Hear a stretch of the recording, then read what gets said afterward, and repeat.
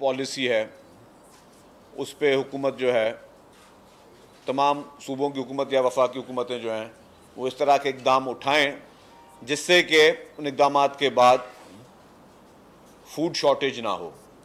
और इसी को मद्देनज़र रखते हुए, क्योंकि जिस तरह लास्ट टाइम जो सूरत हाल थी, हुकूमत सिंध ने चेयरमैन पाकिस्तान पीपल्स पार्टी मोहतरम बिलावल भुट्टो जरदारी साहब के अहकामात पर गंदम के लिए, काश्तकारी के लिए किसानों को सपोर्ट करने का फ़ैसला किया।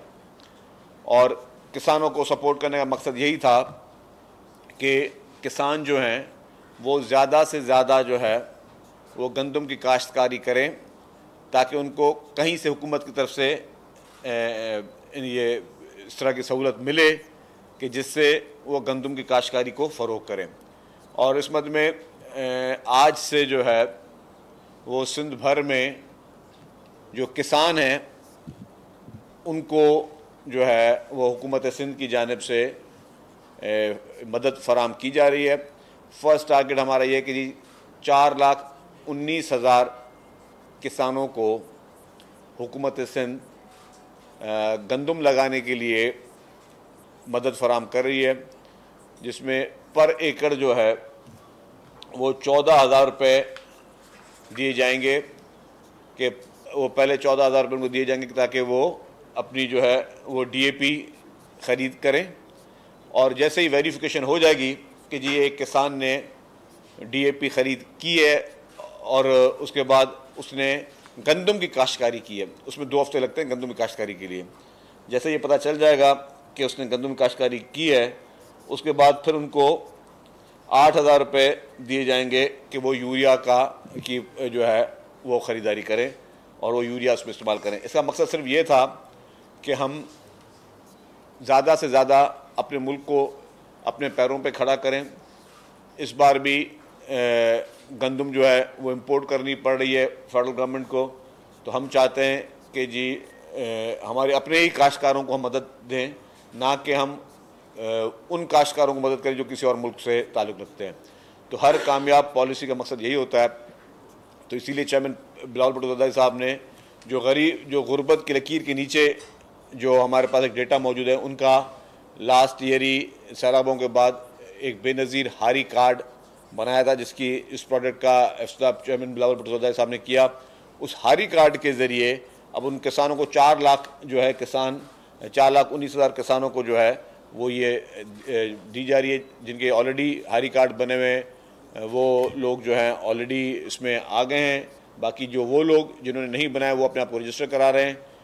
इस वक्त जो दरख्वास्तें आई हैं अभी तक वो कोई 3.5 लाख से ज़्यादा दरख्वास्तें आ चुकी हैं, जिसमें से 1,80,000 से ज़्यादा जो है लोग वो वेरीफाई हो चुके हैं। बाकियों की वेरिफिकेशन जारी है। तो जैसे जैसे वेरिफिकेशन का अमल हो जाएगा, क्योंकि दरख्वास्त कोई भी दे सकता है, लेकिन उसके लिए वेरिफिकेशन के जो क्राइटेरियाज बनाए गए हैं, तो जो जिस तरह वेरीफाई होता रहेगा तो हुकूमत उनको वो सपोर्ट करेगी। दूसरा इशू जो है वो हमारे पास ट्रैफिक चालान का जो है वो हुकूमत सिंध ने शुरू किया है, और उस पर कुछ सियासी पार्टियाँ जिनका हमेशा मकसद जो है वो कि जी ना काम करना ना करने देना है, जिनकी सियासत वैसे कुछ नहीं बचती, फिर आके वो है हर चीज़ पे तनकीद करते हैं। मैं आपको एक ऑनेस्टली बात बता रहा हूँ कि अगर आप कराची के शहरियों से पूछ के देख लें, मुझे ज़ाती तौर पर 2 बड़े बिजनेसमैनों ने फ़ोन किए हैं। मैं अभी नाम उनका नहीं लेना चाहता, लेकिन अगर ज़रूरत पड़ी तो वो उन्होंने इजाज़त दे दी तो मैं नाम भी उनका ले दूँगा, जिन्होंने जी बहुत हुकूमत की चीज़ में तारीफ़ की है। और उसको भी छोड़ दें, ये आप जितने सहाफ़ी बैठे हैं, मैं आप लोगों से सवाल पूछता हूँ कि आपको इस ट्रैफिक चालान जब हुकूमत ने ये इंक्रीज़ किए हैं, उसके बाद ट्रैफिक की रवानगी में सिग्नल्स पे आप लोगों को कोई बेहतरी नज़र आ रही है? नहीं नज़र आ रही है? नहीं, बेहतरी तो नज़र आ रही है, हाँ वो भी है, बेहतरी नज़र आ रही है ना। आप चलो बोल दे हमारे साफ़ी भाईजान, बोल दे भाई यार, आप दुनिया से पूछा। हाँ, अब ये सारे सहाफ़ी जो मुख्तलिफ TV चैनल अखबारों में बैठे हैं, तो मैं ये कहना चाह रहा हूँ कि हमेशा कड़वे डिसीजंस जो होते हैं कड़वे डिसीजन होते हैं, थोड़े तकलीफ दे ज़रूर होते हैं, लेकिन उसमें हम इंसानी जानों, कीमती इंसानी जानों की को ज़्यादा से बचा सकते हैं। मेरी आज ये ख्वाहिश होगी कि हुकूमत जो है उसको 1 रुपये चालान भी ना मिले, मद भी ना मिले, 1 रुपया भी चालान की मद भी ना मिले, हमारी ये ख्वाहिश होगी, ताकि लोग अपने ट्रैफिक कवानीन की इस तरह की पासदारी करें कि जी एक तो लोगों का टाइम बच सके। क्योंकि जब आप ट्रैफिक कवानीन की पासदारी नहीं करते हैं और टाइम का ज़ाया होता है, तो जब ट्रैफिक एक अपने फ्लो पे नहीं चल रही होती तो फिर लोगों को डिले होते हैं, एक्सीडेंट्स भी तब होते हैं, लोगों की कीमती जानें भी तब ज़ाया होती हैं। तो यही एक चीज़ है जो हुकूमत चाहती है। हुकूमत का कतन मकसद ये नहीं था कि जी हुकूमत ने कोई पैसा कमाने के लिए जो है वो ट्रैफिक चालान बढ़ाने दे। मैं तो आप एज ए हुकूमत का स्पोक्स पर्सन, एक तर्जमान के हिसाब से बता रहा हूँ, मुझे खुशी होगी, मेरी सिंध हुकूमत को खुशी होगी, मेरी पाकिस्तान पीपल्स पार्टी की सिंध हुकूमत को खुशी होगी कि 1 रुपया भी चालान की मद में ना आए, क्योंकि लोग जो हैं वो अपने ट्रैफिक फ्लो के साथ ड्राइविंग करें। और चीफ मिनिस्टर साहब ने भी ये कहा कि जी जो पहला हम जो है वो कोशिश करेंगे जी पहला चालान जो है उनको लोगों को वार्न किया जाए, उसके बाद हम उसकी रिकवरी करेंगे। तो अभी तक काफ़ी लोगों ने जो है वो 20,000 से ज़ायद एक हफ़्ता हुआ है चालान हुए, और उस 20,000 के ज़ायद में जो है वो जो चालान हुए हैं उसमें से काफ़ी लोग गए हैं अपने अपील के लिए, क्योंकि जो फर्स्ट पहला चालान हमने कहा था जी माफ़ और सेकंड पे होगा, काफ़ी लोगों ने अपील की भी है। अब इसमें मुख्तलिफ कैटेगरीज हैं। जो सबसे ख़तरनाक कैटेगरी में पढ़ूँ वो है, 2 ख़तरनाक होती हैं ट्रैफिक कवानीन में कैटेगरी। एक होती है जो रेड लाइट होती है उसको वायलेट करना, क्योंकि एक तरफ से ग्रीन सिग्नल चल रहा है, एक तरफ से रेड सिग्नल चल रहा है, तो जाहिर है वो कहीं ना कहीं उसका टकराव होना है, और टकराव से फिर क्या होता है वो किसी न किसी नुकसान होता है। दूसरी उससे ख़तरनाक चीज़ होती है वो होती है वन वे पे ड्राइव करना। वन वे पे अगर आप दुनिया के बाकी ममालिक के कवानीन देख लें तो बंदा भी जेल में होता है, गाड़ियाँ भी जब्त होती हैं, गाड़ियाँ इम्पाउंड हो जाती हैं, 2-2 साल तक, 3-3 साल तक लोगों की गाड़ियाँ, 6-6 माह तक भी लोगों की गाड़ियाँ इम्पाउंड होती हैं।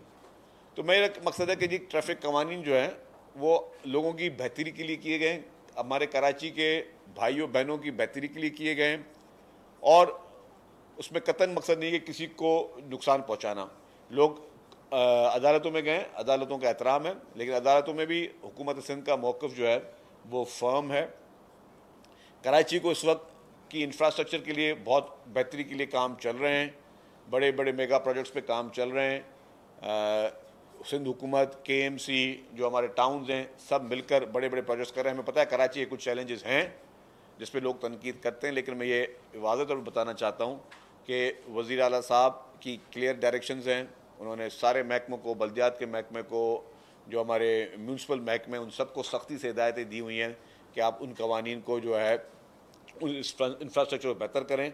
आपको बहुत जल्द बेहतरी नजर आएगी। हमारा टारगेट है कि मार्च तक हम अपने काफ़ी प्रोजेक्ट्स कंप्लीट हो जाएं। हमारे जो इस वक्त कराची के लोगों को, अब मैं समझता हूँ कि इस पूरे टेन्योर में सबसे बड़े में बड़ी खुशखबरी मिली होगी वो शाहरा भुट्टो की मिली होगी।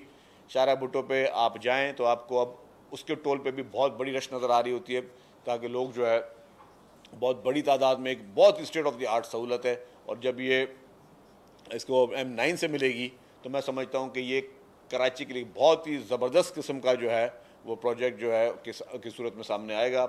इसी तरीके से लिंक रोड्स पे भी काम चल रहे हैं, रेड लाइन BRT पे भी काम जो है वो जो एक इल्तवा फंसा हुआ था, आज भी 5 बजे बोर्ड की मीटिंग है और उसमें वो एक मैटर हमारा रिजॉल्व हो जाएगा, उसके बाद कैबिनेट में चला जाएगा। फिर इंशाल्लाह ताला हमारा टारगेट ये है कि जो एट ग्रिड जो है काम वो भी हम टाइमली कंप्लीट कर लें। बाकी भले BRT बाद में बनती रहे, स्टेशन बाद में बनते रहें, वो हम काम जल्दी करें। तो कराची के शहरी, मैं आपको अर्ज़ करूँगा, ठीक है लोग आपकी काफ़ी शिकायतें जायज़ भी हैं, लेकिन ये पीपल्स पार्टी की हुकूमत सिंध का आपसे वादा है कि आपके जितने ग्रीवेंसेस हैं इंशाल्लाह ताला यही हुकूमत बहुत जल्द आपके पूरे करेगी। आपकी तमाम जो उम्मीदें हैं उन पे जो है, जो आप एक्सपेक्ट कर रहे हैं, हुकूमत सिंध उन पे काम कर रही है, दिन रात काम जारी है, और काफ़ी स्कीम जो हैं वो इंशाल्लाह ताला जल्द आएंगे। शकील साहब ये बताएं कि जहां आपने ये बात की तो एक और खबर जिसकी पाकिस्तान पीपल्स पार्टी के चेयरमैन ने समाजी वेबसाइट पे ट्वीट भी किया, 27वीं तरमीम की बात हो रही है और इस पर कुछ शेड्यूल भी कौमी असेंबली और सेनेट में आया है, क्या कहेंगे? देखें जी, चेयरमैन पाकिस्तान पीपल्स पार्टी बिलावल भुट्टो जरदारी साहब और प्रेसिडेंट आसिफ अली जरदारी साहब की एक बड़ी खुसूसियत यह है कि वो हर फैसले पार्टी के साथ मुशावरत में करते हैं। हुकूमतों में चाहे शामिल होना हो, हुकूमतों में शामिल नहीं होना हो, कौन सी पार्टी को सपोर्ट करना है, कौन सी पार्टी को सपोर्ट नहीं करना है, ये सारे फैसले वो बजाते खुद भी कर लें तो पार्टी उनको लब्बैक कहेगी, लेकिन उनकी ये क्योंकि एक डेमोक्रेटिक पार्टी है, डेमोक्रेटिक माइंडसेट वाली लीडरशिप है, तो वो हमेशा अपने फैसले सीसी में लेके आते हैं। तो चेयरमैन बिलावल भुट्टो ज़रदारी साहब ने जिस तरह समाजी वेबसाइट पे कहा कि जी PMLN की लीडरशिप ने पाकिस्तान पीपल्स पार्टी से रब्ता किया है और उन्होंने ये शिकें रखी हैं, हम उसको सेंट्रल एग्जीक्यूटिव कमेटी में लेकर जाएंगे। तो ज़ाहिर है सेंट्रल एग्जीक्यूटिव कमेटी की मीटिंग अब ज़्यादा दूर नहीं है, तो जैसे ही मीटिंग होगी उसमें फैसले सामने आएंगे। मैं एक चीज़ थोड़ा सा मैं वाज़ेह कर दूँ, देखिए जी आईन पाकिस्तान बना 1973 में। 1973 में कायद अवाम शहीद जुल्फ़िकार अली भुट्टो की काविशों से पाकिस्तान को पहला मुत्तफ़िका आइन 1973 का मिला। उसके बाद आइन में ज़रूरियात को देखते हुए तरमीमें होती हैं।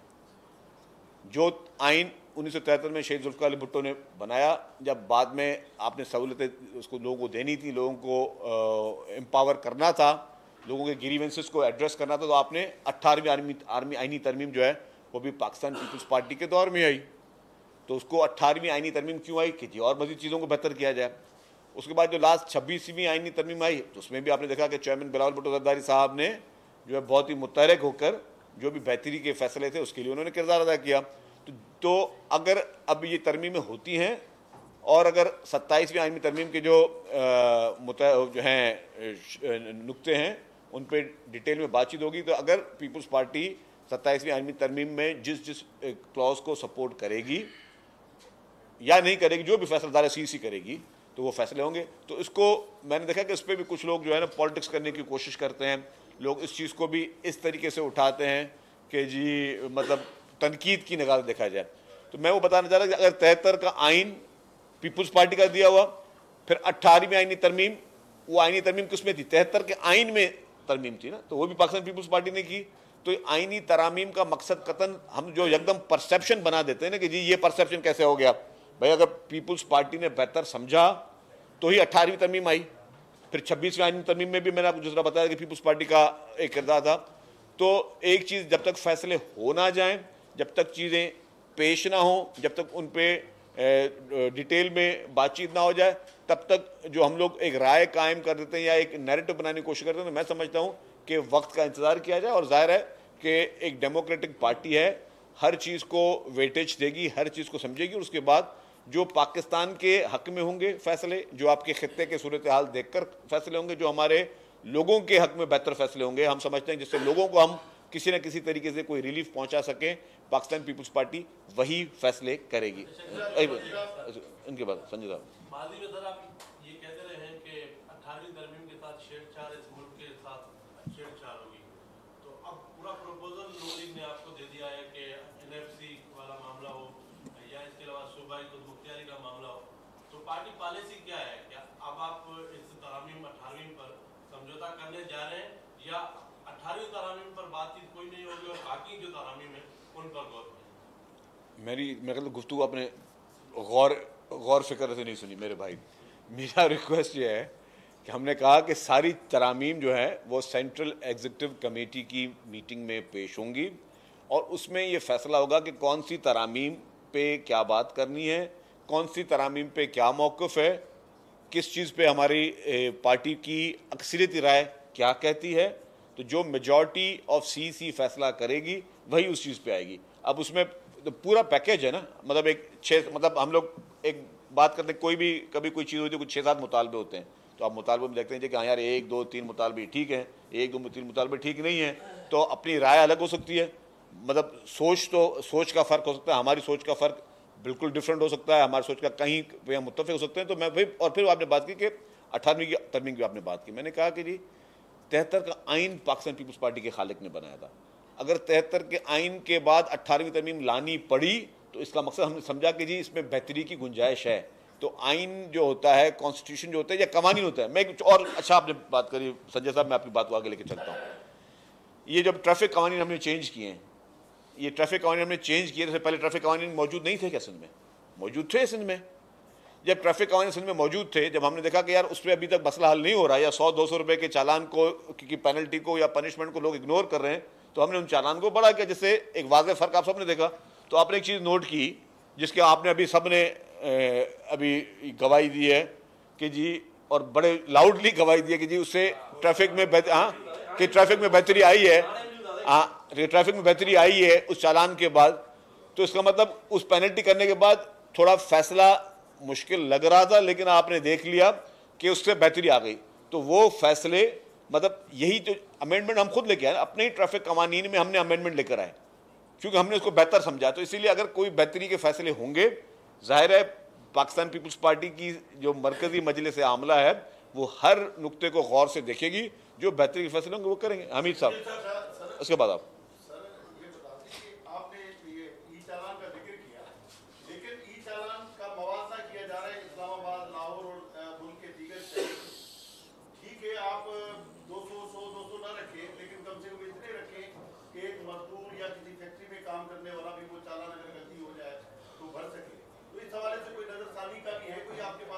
देखिए, दो चीज़ें होती हैं।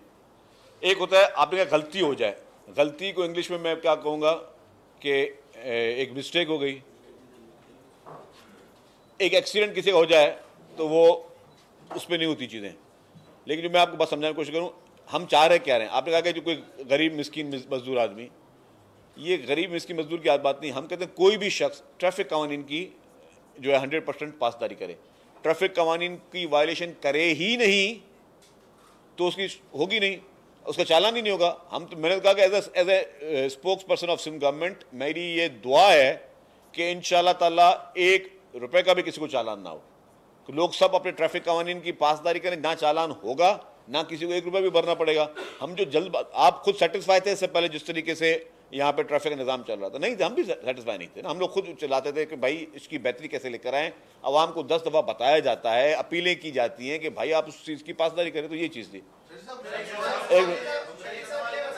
एक प्रेसिडेंट के बाद इस्लामाबाद में थे पिछले दिनों, मुलाकातें भी हुई आपकी जो सीनियर लीडरशिप थी पार्टी की। आप ये बताएं कि जो आज़ाद कश्मीर में एक मूव लेकर आ रही थी पीपल्स पार्टी तहरीक एतमाद, वो सारा मामला कहाँ चला गया? क्या वो 27वीं तरमीम के साथ नफी कर दिया गया जैसा कि बातें हो रही है, या कुछ होने जा रहा है आज़ाद कश्मीर में? देखिए जी, पाकिस्तान पीपल्स पार्टी ने एक मूव की है, मूव चल रही है, मूव अभी कोई ख़त्म नहीं हुई है। वक्त का तयन जो है डेफिनेटली अभी सीसी की मीटिंग होगी। सीसी की मीटिंग में ये एजेंडा टॉप प्रायोरिटी पे ज़रूर होगा कि किस डेट को नो कॉन्फिडेंस लेकर आना है। तो वो जाहिर है कि एक एजेंडा में अभी तक वो चीज़ मौजूद है, उसको कोई आप रूल आउट नहीं कर सकते। ये इनके बाद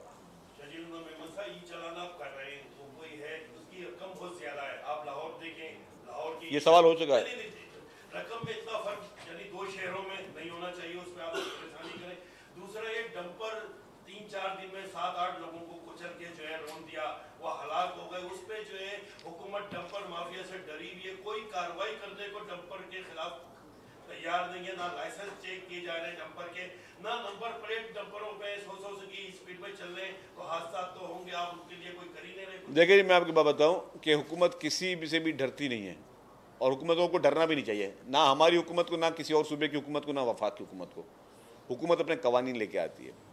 मैं आपको वही बता रहा हूँ, ये अभी जो मैं इतनी सारी चीज़ें बात, जो ट्रैफिक की चालान की हम बात कर रहे हैं, इससे इंसिडेंट कम हुए हैं, बढ़े नहीं हैं। एक्सीडेंट्स कम होंगे, बढ़ेंगे नहीं। हमें यूज टू होना पड़ेगा ट्रैफिक कवानीन की पाबंदी में। चाहे वो डंपर का ड्राइवर हो, वो अगर गलत ड्राइविंग करेगा तो डेफिनेटली जो भी अभी तक इंसिडेंट हुए हैं वो लोग गिरफ्तार हुए हैं, जितने भी अभी तक इंसिडेंट्स हुए हैं वो लोग अरेस्ट हुए हैं, उनके खिलाफ कानूनी कार्रवाई की जा रही है। लेकिन इस सारी चीज़ों से छुटकारा कैसे हासिल होगा? जब आप ट्रैफिक की कवानीन करेंगे। और अनफॉर्चुनेटली और कोई हल नहीं था ट्रैफिक कवानीन के लिए, हाईएस्ट पेनल्टी लगानी पड़ी। आपने दूसरे सूबों की बात की, देखिए हर सूबे का अपना अपना कानून है, हर सूबे की अपनी अपनी मर्जी है।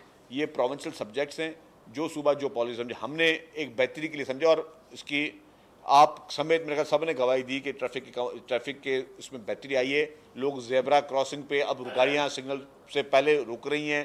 तो यही चीज़ हम चाहते हैं कि ये हर कोई पासदारी करे, और आपको तो इससे आपकी वक्त की पाबंदियाँ भी बेहतर होंगी, चीज़ें बेहतर होंगी। ठीक है, इक्का दुक्का चीज़ें चल रही होंगी, अब चालान जैसे कम होते जाएंगे, इसका मतलब लोग उसकी पासदारी कर रहे हैं। अगर आप बिल्कुल बिल्कुल वो कहते हैं मादर पितर आज़ाद कर दें कि जी ना कोई सिग्नल पर रुकना है, वन वे में कोई इधर से आ रहा है कोई इधर से आ रहा है, तो फिर वो आपको पता है कि लोगों के लिए भी परेशानी है और किसी भी कीमती जान से ऊपर कोई चीज़ नहीं है।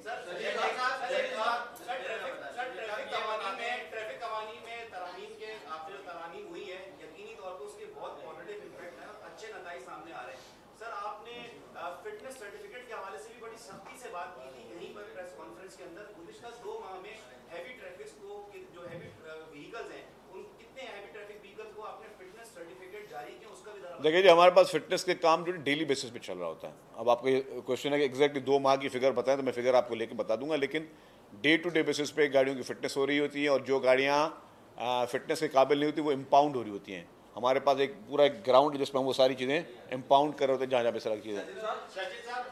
जंडीर साहब, हाँ ये बता दें कि सिंध हुकूमत के बहुत सारे ऐसे इनिशिएटिव्स होते हैं जो अदालतों से रुक जाते हैं। इसी तरह बिल्कुल ये यकीनी तौर पे लोगों की बेहतरी के लिए ई चालान का मामला सिंध हुकूमत लाई है, वो भी अदालत में चैलेंज हो गया। आप किस हद तक उम्मीद है? देखिए, चैलेंज कोई भी कर सकता है ना। देखिए, आईनी अदालतें हैं, कानूनी अदालतें हैं, आइन अदालतों में कोई भी जा सकता है, कोई भी अपने एक कोई शहरी जाता है, कोई पॉलिटिकल पार्टी जाती जा सकता है, किसी को उसमें हम रोक नहीं सकते। हम हुकूमत का मैं जवाब नहीं, हमारा अपना मौक़िफ़ एक है, हुकूमत अपने मौक़िफ़ पे फर्म है, हम अदालतों में उन चीज़ों का जवाब देंगे। लाशारी साहब, ये जो 27वीं तरमीम आ रही है वो रूलिंग ला रही है वफाक में वो है, और पंजाब में तो इसकी कोई मुखालफत नहीं हुई, लेकिन सिंध में बहुत बड़ी मुखालफत हो रही है। ये जो हमारे नेशनलिस्ट हैं वो मुखालफत कर रहे हैं, वकला बिरादरी करे, तो पीपल्स पार्टी को कैसे जो है वो करेगी इसका सामना? देखिए, 2 चीज़ें मैंने कहा ना, एक तो अभी पीपल्स पार्टी ने फैसला अभी किया नहीं कि किस तरीके से पाकिस्तान पीपल्स पार्टी जो है किसी चीज़ पे फैसला करेगी।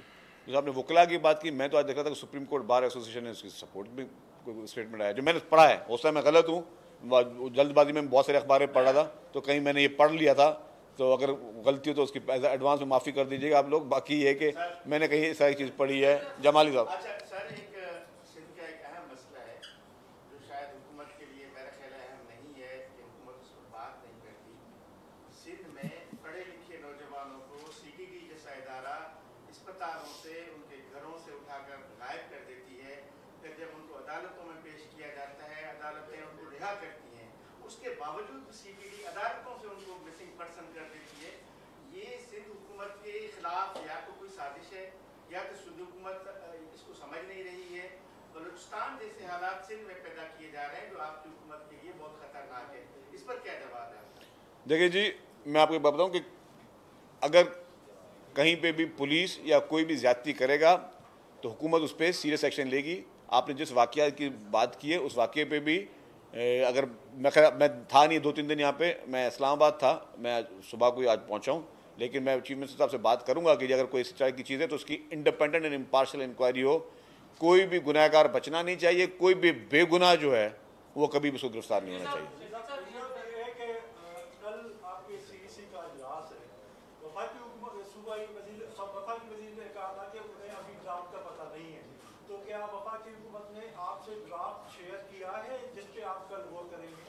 आपने अगर चेयरमैन पाकिस्तान पीपल्स पार्टी बिलावल भुट्टो जरदारी साहब का ट्वीट पढ़ा हो तो उसमें वो सारी शिकें जो हैं उन्होंने लिखी हैं। अब जो ड्राफ्ट की बात करें, ड्राफ्ट में होती है लैंग्वेज, ठीक है ना, तो कौन से लीगल लैंग्वेज यूज़ होती है। जो मेन आप इशूज़ जब डिस्कस कर रहे होते हैं बड़े बड़े फोरम्स पे, फिर आप ये ड्राफ्टिंग पे नहीं जा रहे होते, आप इशूज़ पे बात कर रहे होते हैं कि इस पर हमारा क्या मौक़िफ़ है, उस इशू पे हमारा क्या मौक़िफ़ है।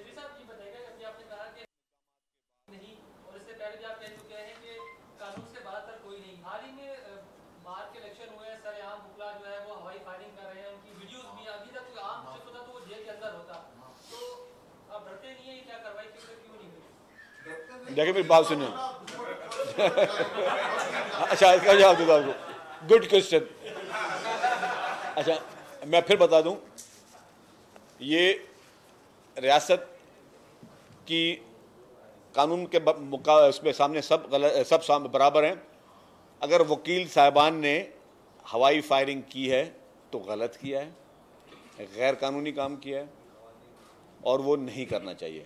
अब यस अगेन कि जिस जिस इलाके में हुआ है, ठीक है ना, जिस जिस इलाके में हुआ है और जिस जिस शहर में हुआ है और जिस जिस थाने की हदूद में हुआ है, उन थानों को चाहिए कि जो आइन और कानून में सबके लिए कानून लिखा हुआ है वो उसमें शामिल किया जाए। इसमें ना किसी को ऑफेंड होने की ज़रूरत है और ये चीज़ें मतलब कोई भी ना करे ना, मतलब अगर कोई ना कोई पॉलिटिकल वर्कर करे ना कोई जो है कोई वकील करे, ना कोई आम शहरी करे, ना लोग शादी बाराती में इस तरह की हरकतें करें। दिस इज़ रॉन्ग, क्योंकि इससे हादसा भी हो सकते हैं। क्यों पाबंदी क्यों है उस पर?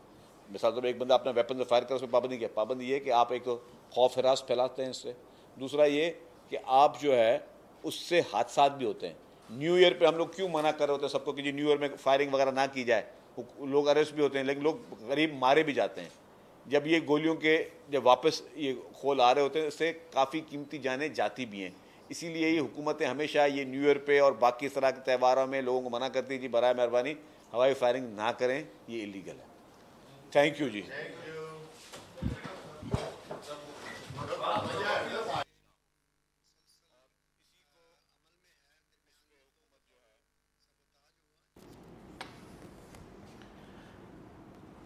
सदा मुलाजा कर रहे थे। कराची से वज़ीर इत्तलात शर्जील इनाम मेमन प्रेस कॉन्फ्रेंस कर रहे थे, जिसमें उनका कहना था कि 14,19,000 किसानों को सिंध हुकूमत गंदम लगाने के लिए मदद फराहम कर रही है। किसानों को फ़ी एकड़ 14,000 रुपये दिए जाएंगे।